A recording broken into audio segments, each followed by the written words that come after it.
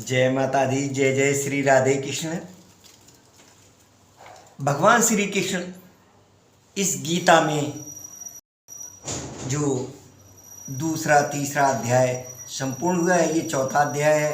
तो भगवान श्री कृष्ण ने ज्ञान और योग को कृष्ण को समझाया और उससे आगे का वर्णन इस चौथे अध्याय में सुनते हैं। और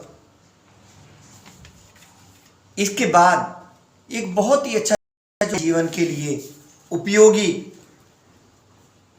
उपदेश कह सकते हैं अथवा उत्तम विचार कह सकते हैं। तो वो उत्तम विचार इस अध्याय की संपूर्ण होते ही उस उत्तम विचार को भी प्रस्तुत करेंगे।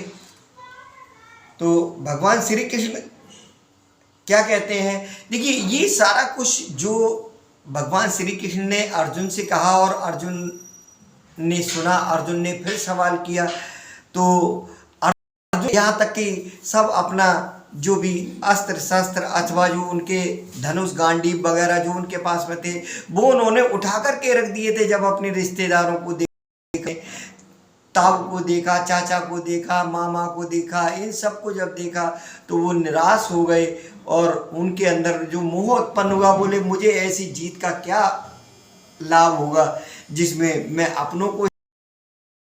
कृष्ण ने, भगवान श्री कृष्ण ने पिछले भागों में भी समझाया है और आगे फिर गीता इसी का नाम है कि हमको अपने कर्म का, हमें किस तरीके से कर्म करना चाहिए, उस कर्म की प्रधानता को बताया गया है। तो भगवान श्री कृष्ण कहते हैं कि ज्ञान योग बतला दिया, उसके दोनों रूप आगे चल कैसा हुआ, उसका वही स्वरूप।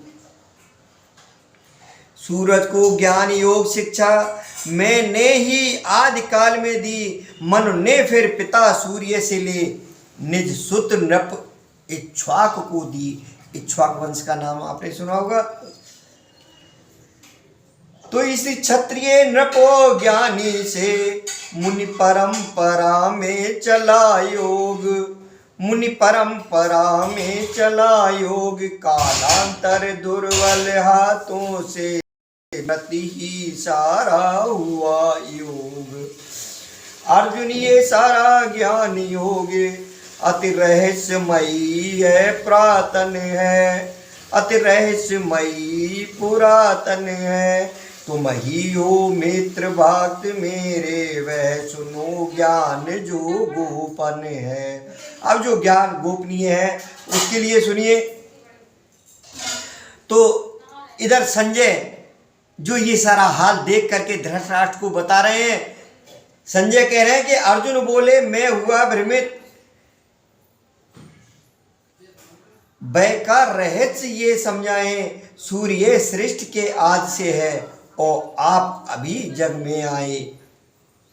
श्री कृष्ण भगवान कह रहे हैं कि जन्म बहुत हैं हो चुके मेरे तेरे तात, तू उनको जाने नहीं किंतु मुझे सब ज्ञात। मैं सदा जन्मा अविनाशी, हर प्राणी का परमेश्वर हूँ, हर प्राणी का परमेश्वर हूँ। प्राणी जन के कल्याण हेतु माया से प्रकटा करता हूँ। जब जब होती है धर्म हानि और पाप अधिक बढ़ जाता है, तब तब जग के कल्याण हेतु निज रूप प्रकट हो जाता है। भगवान श्री कृष्ण अर्जुन को समझाते हुए कह रहे हैं, संतों की रक्षा हेतु पार्थ संघार दुष्ट का करने को अवतार सदा लेता हूं मैं। जग धर्म व्यवस्था करने को जो दिव्य अलौकिक जन्म कर्म मेरे जो तत्व सहित जाने, हो आवागमन मुक्त अर्जुन हो प्राप्त मुझे निश्चित माने। राग द्वेष भय क्रोध रहित तल्लीन भक्त मेरी होकर, हैं हुए अनोखो मोक्ष प्राप्त बस ज्ञान मार्ग पर ही चलकर। देखिए उन्होंने कोई भक्ति नहीं की, लेकिन राग द्वेष भय और क्रोध इनसे रहित होकर के जो केवल ज्ञान मार्ग पर चले, उन्होंने मोक्ष को प्राप्त किया। तो भक्त मुझे जिस भाव से भजता है हे पार्थ, वैसा ही मैं भी उसे भजता हूं यथार्थ। फल की चाहत से जो प्राणी, समझिए, फल की चाहत से जो प्राणी यदि अन्य देव को भजते हैं, वे भी परोक्ष में हे अर्जुन मेरी ही पूजा करते हैं। ब्राह्मण क्षत्रिय और वैश्य शूद्र गुण कर्म से चारों वर्ण सृजे, यद्यप मैं ही सबका करता फिर भी करता मत जान मुझे। जो कर्म फलों से निर्विकार निर्लिप्त रूप मुझको जाने, वे भी तत्वों के ज्ञाता है, नहीं कर्म लिप्त उनको माने। तो ज्ञान प्राप्त करके ज्यों मुमुक्ष सत्कर्म, ज्ञान प्राप्त करके करें ज्यों मुमुक्ष सत्कर्म, अर्जुन वैसे ही करो ज्ञान कर्म का मर्म।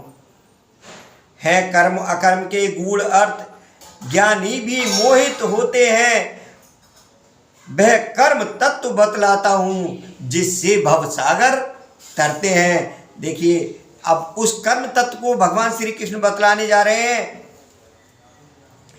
कि है कर्म अकर्म विकर्म तीन, है कर्म अकर्म विकर्म तीन, तीनों के ही है अर्थ जटिल, फिर भी उनको समझाता हूं यद्यप समझाने में मुश्किल।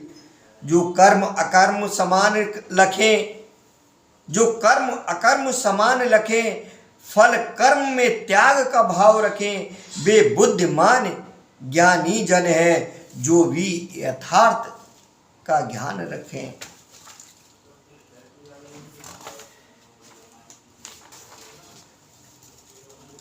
है कर्म अकर्म का ज्ञान जिन्हें संकल्प कामना रहित करें, वे ही यथार्थ में पंडित हैं, वे ही यथार्थ में पंडित हैं। जो कर्म ज्ञान से भस्म करें, फल इच्छा अभिमान बिन जो करते सत्कर्म, आत्मलीन उस श्रेष्ठ के होते कर्म अकर्म। विषय योग तृष्णा तजे, तन मन पर अधिकार, निष्पापी वे नर करें तन से ही व्यवहार। जो मिला सब्र उस पर करते, जीवन हित ही खाते, जीवन रक्षा हित ही खाते। जो हर्ष विषाद रहित होकर है, राग द्वेष को तज पाते। जो आत्मनिष्ठ रहकर अर्जुन निष्काम कर्म करते रहते, वे सदा अकर्ता ही रहकर बंधन से मुक्त सदा रहते। जो ज्ञानी अनासक्त होकर यज्ञादि कर्म को करते हैं, उन पुरुषों के संपूर्ण कर्म बस स्वतः नष्ट हो जाते हैं। जो ब्रह्म रूप कर्ता द्वारा है यज्ञ सुकर्म किए जाते, वह यज्ञ क्रिया हवि और अग्नि फल ब्रह्म रूप ही हो जाते। अनुष्ठान पूजन करें कुछ योगी जनतात, ब्रह्म नल में आत्म ही करें हवन कुछतात। तो संयम पावक में कुछ योगी, इंद्रिय विषयों का दयन करें, इंद्रिय विषयों का दयन करें। हो राग द्वेष से मुक्ति, अन्य शब्दादि विषय का हवन करें। कुछ योगी जन योगाग्नि में इंद्रिय चेष्टाएं दहन करे, कुछ संयम रूपी योगी अग्नि में प्राण क्रियाएं हवन करें। कुछ तो करते हैं द्रव्य यज्ञ, कुछ तपो यज्ञ भी करते हैं। कुछ योग रूप कुछ वेद ध्यान से ज्ञान यज्ञ भी करते हैं। कोई तो अपनी प्राण वायु का अपान वायु में दहन करे, और अपान वायु को ही प्राणी, और अपान वायु और अपान वायु को ही कोई है प्राण वायु में हवन करे। कुछ नियमित आहारी योगी प्राणों में प्राण विलीन करें, हैं सभी यज्ञ पंडित अर्जुन यज्ञों से पाप विनाश करें। यज्ञों का ज्ञानामृत छक्कर योगी है परम ब्रह्म पाते, पर यज्ञहीन यह लोक दुखी, पर लोक कहाँ सुख को पाते। वेदों में वर्णित सभी तन मन इंद्रिय द्वारा जानो, ये तत्व जानकर अनुष्ठान बंधनों मुक्त होगे मानो। द्रव्य यज्ञ से है सदा ज्ञान यज्ञ ही श्रेष्ठ, सब साधन है मोक्ष के इनमें यही यथेष्ट। तो निष्कपट भाव याचक बनकर सतगुरु से ज्ञान ग्रहण कर लो, सतगुरु से ज्ञान ग्रहण कर लो। है ज्ञान दान में सक्षम वह, पार्थ शरण उसकी गह लो। हे पांडव पाकर ज्ञान तुझे फिर ऐसा मोह नहीं होगा, तब आत्म तत्व का निश्चय ही परमात्म तत्व में लय होगा। यदि घोर पाप में डूबा है तो भी सुन कुंती नंदन तू, चढ़ ज्ञान रूप नौका पर ही भव सागर पार करेगा तू। फिर ज्वलित अग्नि जैसे करती है भस्म काष्ठ को हे अर्जुन, वैसे यथार्थ ही ज्ञान अग्नि है भस्म कर्म करती अर्जुन। श्रेष्ठ नहीं कुछ ज्ञान से हे अर्जुन यह लोक, शुद्ध चित्त सत्कर्म से संभव आत्मा लोक। हे पार्थ ज्ञान पाता वह ही श्रद्धालु और गोस्वामी हो, वह परम धाम पद पाता है जो तत्व ज्ञान अनुगामी हो। जो अज्ञ रहित हैं श्रद्धा से संशयी भ्रष्ट हो जाते हैं, उसके दोनों ही लोगों के सुख सभी नष्ट हो जाते हैं। हो ज्ञान योग का कर्म योग, संशयी ही नष्ट हुआ करते, संशय से रहित आत्मज्ञानी वो कर्म नहीं बांधा करते।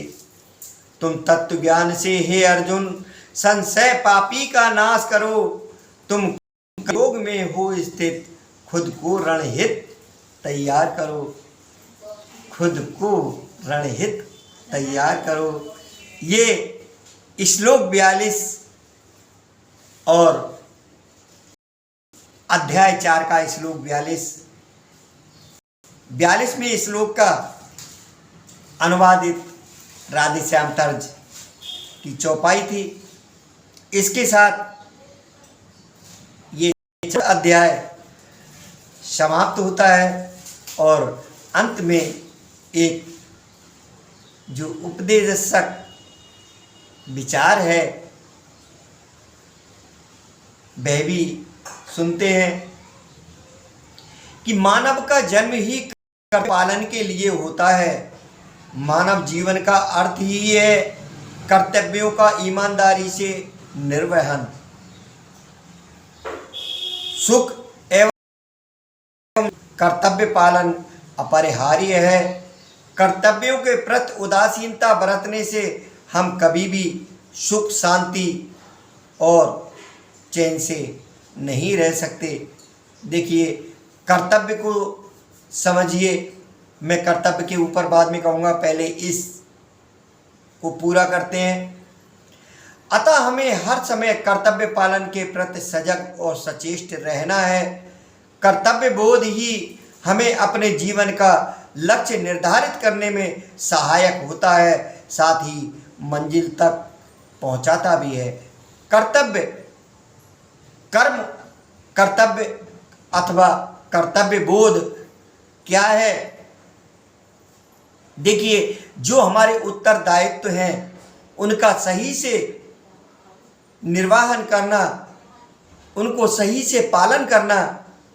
अगर हम पुत्र हैं तो अपने माता पिता के लिए उनकी कैसे आज्ञा पालन की जाती है, उनको कैसे सम्मान दिया जाता है, ये हम सही से अगर निभा सकते हैं तो हम अपने कर्तव्य बोध को समझ रहे हैं और अपने कर्तव्य का पालन ईमानदारी से कर रहे हैं। इसी तरीके से अगर हम शिक्षक हैं तो अपने छात्रों को एक सही शिक्षा, अपने कर्म कर्तव्य को ही अपना परम धर्म मान करके उनको शिक्षा ग्रहण करा रहे हैं और उनको शिक्षा दे रहे हैं, तभी हम सच्चे शिक्षक हैं, तभी हमें कर्तव्य बोध है, तभी हम कर्तव्य का पालन कर रहे हैं।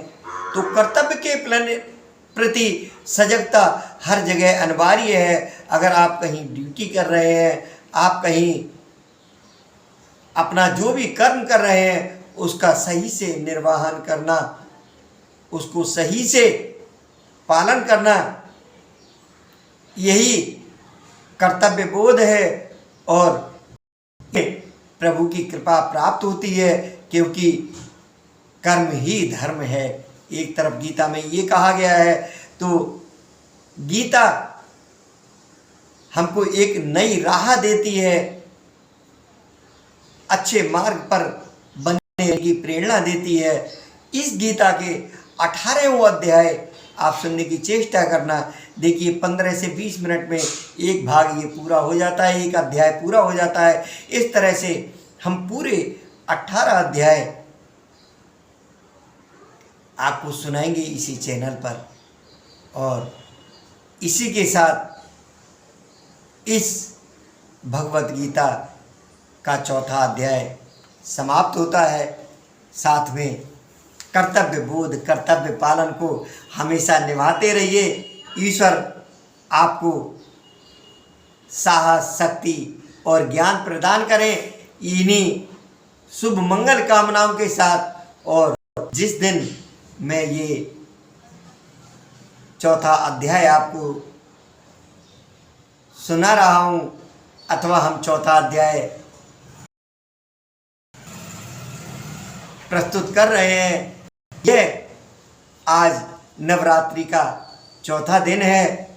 तो नवरात्रि की भी मंगलमयी शुभकामनाएं, आप सभी को हार्दिक बधाई। माँ जगत जननी आप सभी के मनोरथ पूर्ण करें। आपके जीवन में आपको कर्तव्य पालन करने में आपको सद्ज्ञान, सद्बुद्धि, साहस, धैर्य प्रदान करें। माता रानी से इन्हीं मंगल कामनाओं के साथ इस गीता के इस भाग को, अध्याय 4 को यही विश्राम कर रहे हैं। इसी के साथ बोलिए सियावर रामचंद्र भगवान की जय, पवन सुत हनुमान की जय, उमापति महादेव की जय। जय जय श्री राधे श्याम।